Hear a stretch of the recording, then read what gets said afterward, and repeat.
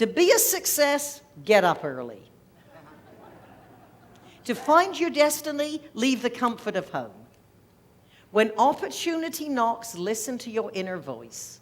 And if you want to write a speech, why don't you grab the family album and start looking through it to stimulate your thinking? What lessons have your family experienced that other people can relate to? Because I don't know about you, but I hear my mother speak all the time. My first piece of advice this morning to you was dress well if you want to get a job. My mother said, look, it's the inner you that counts, but dress up and look good so you can attract people so they can find out how nice you are, how smart you are, and how valuable you can be to them. I always remember when I opened my hairstyling salon, I had an $8,000 bill and no money. I remember my dad going to the people they owed money to, and I just said, hey, remember me, I'm your client, I owe you $8,000, I don't have the money, I'm sending you $600. Some months I said, remember me, I'm the $600 a month person, I'm sending you $400. Nobody ever gave me a bad time. They didn't charge me interest. They said, thank you for your call. You can learn a lot by reflecting on your family. So what is your second challenge? Is, as Darren said, honor your own experience to build your confidence. Now, I was a hairstylist.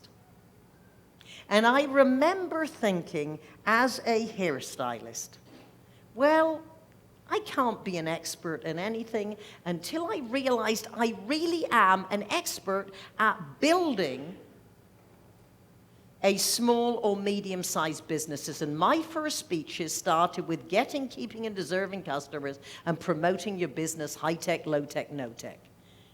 Because what I was doing in my salon worked. Now, you're probably thinking, well, everybody talks about what I'm going to talk about. Absolutely true. There are only so many subjects we can discuss. However, our personal take gives it the difference. For example, all executives I talk to, I always start out by saying, where were you born? What did your parents do? What advice did they give you? Because we all get our values and our starting philosophies from how we were raised. Because when an executive from Cisco, whose father was a factory foreman in Peoria, Illinois, gives him the advice, work hard and get a good education, it's a whole different life experience than if you're a Genentech executive who comes from India, whose father was CEO of a biotech company, and he always had servants. So the same advice translates very differently into our life experience. So I started, as you know, as a hairstylist, and some of my first speeches were promote my business, and some of those same stories I told in my early speeches became part of my classic repertoire when I was building a very profitable business.